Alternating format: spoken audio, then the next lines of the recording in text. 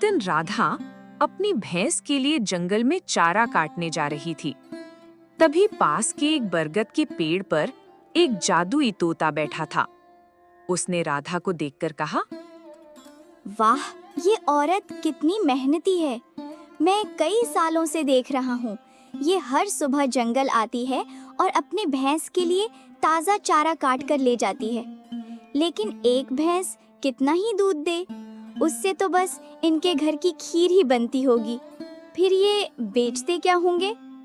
मैं एक जादुई तोता हूँ, क्यों ना मैं गाय बनकर इनके घर चला जाऊँ। मेरे दूध को बेचकर ये अपनी जिंदगी आराम से जी सकेंगे। हाँ, ये ठीक रहेगा। ये औरत बहुत दयालु और नेक दिल भी लगती है। इतना कहकर तोता पेड़ से उतरा और एक सुनहरी चमक के साथ एक खूबसूरत गाय में बदल गया।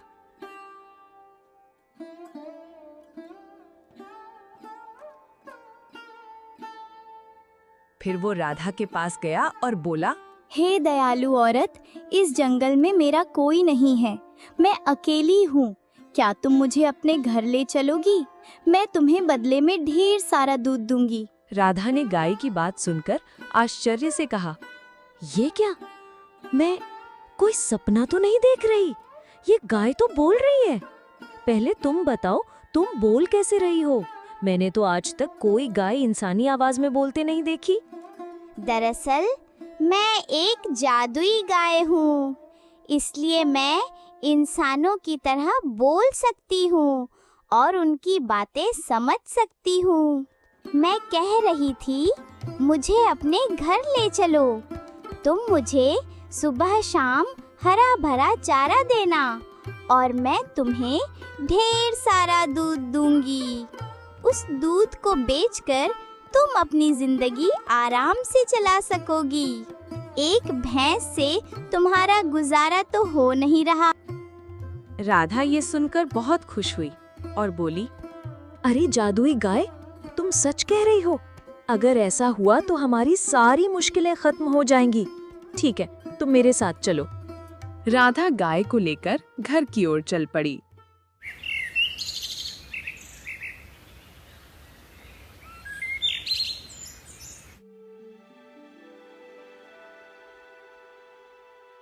थोड़ी देर बाद राधा गाय के साथ घर पहुंची तो उसके पति मोहन ने आश्चर्य से पूछा, अरे राधा, तुम तो भैंस के लिए चारा काटने गई थी, फिर ये गाय कहाँ से ले आई तुम? मोहन, मैंने इसे कहीं से पकड़ा नहीं। ये मुझे जंगल में मिली। इसे बस थोड़ा सा चारा देना है और ये बदले में ढेर सारा दूध देगी। एक भैंस से हमारा गुजारा नहीं हो रहा था। अब इस गाय का दूध बेचकर हम अच्छे से जी सकेंगे। राधा, तुम सच कह रही हो। फिर तो तुमने बहुत अच्छा किया। हम आज से इस गाय का अच्छे से ध्यान रखेंगे। उस दिन से दोनों रोज जंगल से गाय के लिए हरा भरा चारा लाने लगे। दिन बीतते गए।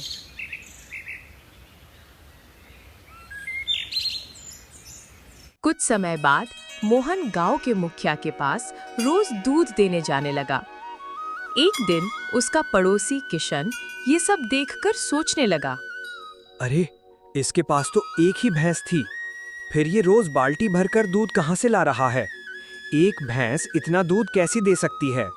जरूर कोई रहस्य है, मुझे जल्दी पता लगाना होगा। किशन अपनी पत्नी सरला को ये बात बताने घर गया। घर पहुंचकर बोला, सरला, तुम तो जानती हो कि मोहन के पास सिर्फ एक भैंस थी, फिर वह कहाँ से रोज बाल्टी भर भर के दूध बेच रहा है? हमें जल्दी पता लगाना होगा, वरना वो हमसे भी अमीर हो जाएगा।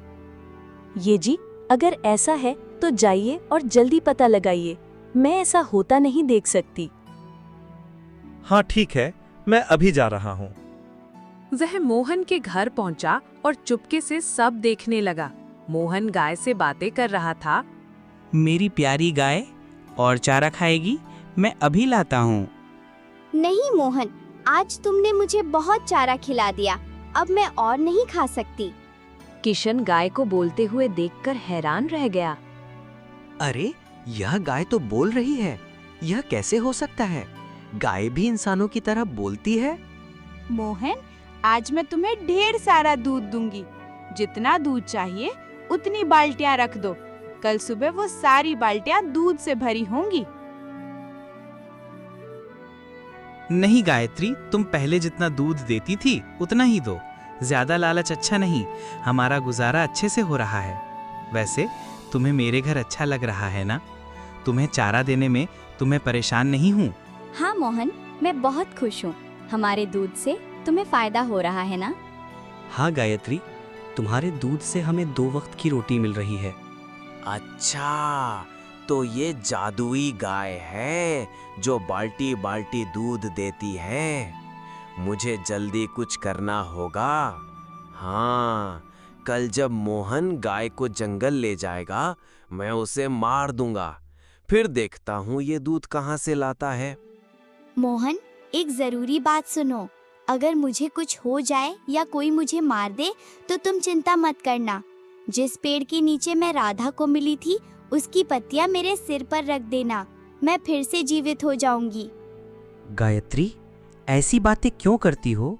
मेरा किसी से झगड़ा नहीं, कोई तुम्हें क्यों मारेगा? चलो मैं तुम्हें जंगल ले चलता हूँ। राधा, मैं गायत्री को जंगल ले जा रहा हूँ। अगर देर हो जाए तो चिंता मत करना। ठीक है, लेकिन जंगल में सावधान रहना, वहाँ जंगली जानवर होते हैं।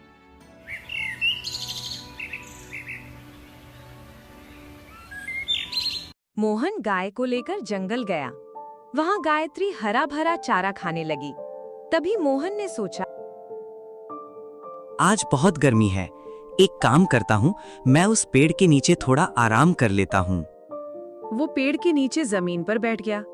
इधर किशन झाड़ियों में छिपा था। उसने सोचा, इस गाय को मारना ही पड़ेगा, ये मेरे रास्ते का कांटा है। तभी गायत्री जोर जोर से चिल्लाने लगी। मोहन नींद से जागा और बोला, अरे गायत्री को क्या हुआ? मुझे देखना चाहिए।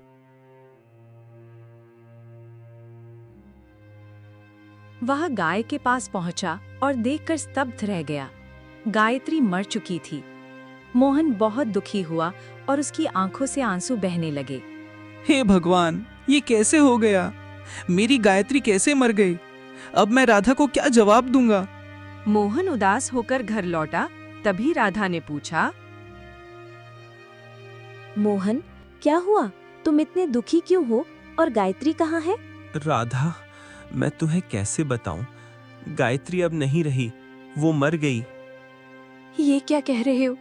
वो तो जंगल में चारा खाने गई थी। बताओ क्या हुआ? मैं जंगल में पेड़ के नीचे सो रहा था, तभी अचानक गायत्री की चीख सुनाई दी। जब मैंने देखा तो वह मर चुकी थी। ये कैसे हो गया? वो गाय हमारी कमाई का एकमात्र सहारा थी। अब हम क्या करेंगे? राधा, चिंता मत करो, मुझे गायत्री का रहस्य पता है। मैं जंगल से पत्तियां लाता हूँ। ठीक है, लेकिन सावधानी से जाना। मोहन जंगल गया।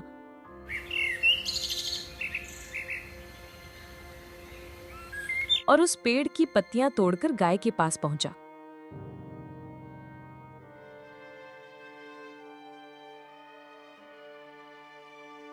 उसने पत्तियां गाय के सिर पर रखीं।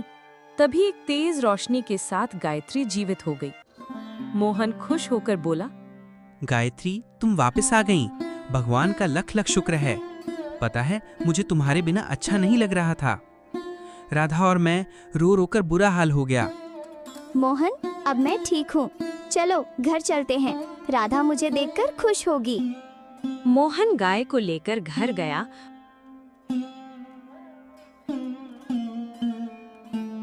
और राधा को सब कुछ बताया। राधा खुशी होकर बोली, गायत्री, पता है तुम्हारे बिना हम परेशान हो गए थे। राधा, अब चिंता मत करो, मैं फिर से लौट आई ना। मुझे अब प्यार से सुरभि कहकर बुलाना। मोहन, घर में खाने को कुछ नहीं है, अब क्या करें? मोहन, बाल्टी लाओ, मैं तुम्हें ढेर सारा दूध दूंगी। सुरभि, पहले जितना दूध देती थी उतना ही दो, वो हमारे लिए काफी है।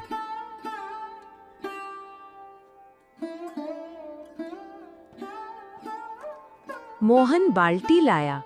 एक जादुई रोशनी के साथ बाल्टी दूध से भर गई। राधा बोली, वाह सुरभि, तुम्हारा दूध तो बहुत गाढ़ा है, लेकिन अभी हमारे पास चारा नहीं है। कोई बात नहीं, हमारे पास अमरूद का पेड़ है, उसकी पत्तियां लाओ, वही खा लूंगी। तभी किशन पीछे से आया और ये सब देखकर हैरान हो गया। मैंने तो इस गाय को मार दिया था, फिर ये कैसे जीवित हो गई? मुझे फिर से कुछ करना होगा। राधा, मैं मुखिया के पास दूध देने जा रहा हूँ।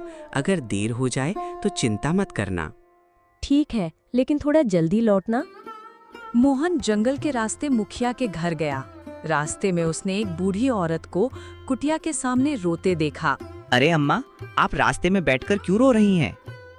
बेटा, मुझे 2 दिन से भूख लगी है, कुछ खाने को मिल जाए तो अच्छा होता। खाने के लिए कुछ तो नहीं है, लेकिन मेरे पास दूध है, आप इसे पी लो। बेटा, तुमने मेरी जान बचा ली। मेरे बेटे बहू मुझे छोड़कर चले गए। मोहन ने दूध का कुछ हिस्सा बूढ़ी माँ को दिया और बाकी लेकर मुखिया के पास गया। मुखिया जी, ये ताज़ा ताज़ा दूध लाया हूँ। मोहन, तुम कई दिन के बाद आया, कोई दिक्कत परेशानी थी क्या? हाँ मुखिया जी, मेरी गाय बीमार थी, लेकिन अब सब ठीक हो गया है। वह दूध देकर घर लौटा। कुछ दिन बीत गए।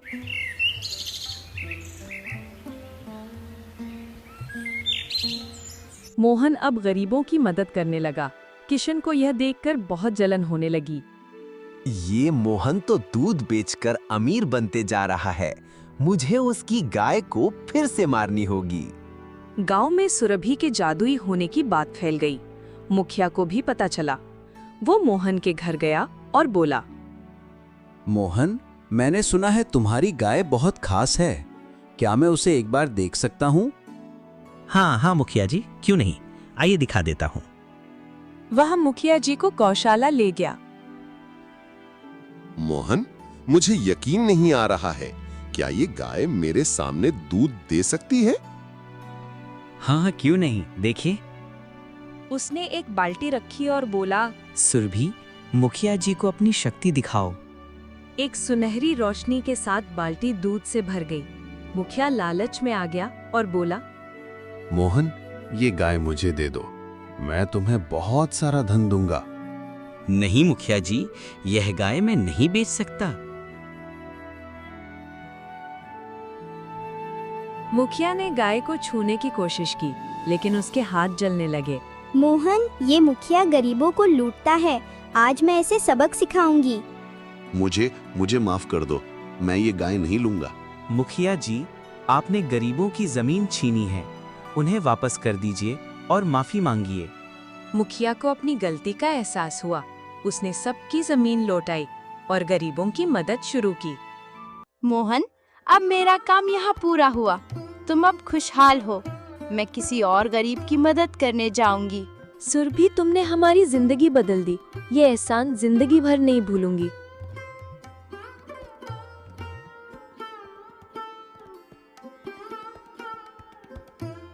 सुरभि चली गई और मोहन और राधा खुशी खुशी रहने लगे।